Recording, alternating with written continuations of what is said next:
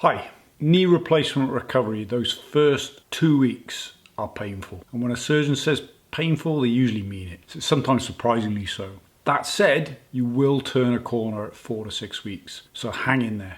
Take the painkillers, don't try and tough it out so that you can keep the knee moving. You're aiming for somewhere well in excess of 90 degrees of knee bend so that you can get back to doing all of the things that you love. And try and keep your focus on getting that knee bend. Establish a routine that gets and keeps the knee moving, and sometimes you'll have to push through a perceived block in order to get it going. And you won't notice much change day to day, but weeks to months you will see a substantial improvement. So again, keep at it. Everyone goes through it. You're not alone. And when you're not doing the exercises, you're recovering. Get the leg up in the air, it's like a leaky pipe, and you want to keep that leaky pipe above the pump, the heart, and you want to ice the knee if it feels hot.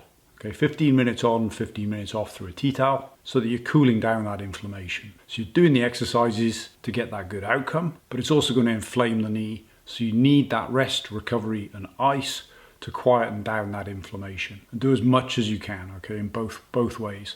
Listen to the knee. If it feels hot, feels sore, then try and get the ice on it to cool it down. Dressings, I have a principle to try and leave those dressings in place for as long as possible, but listen to your team. You sometimes get a few spots of blood soaking through onto the dressing. It's often better outside the knee than in. Any more than that, get in touch with your team. They will want to know about it. By the end of 2 weeks, you're well on the road to recovery. Keep it going.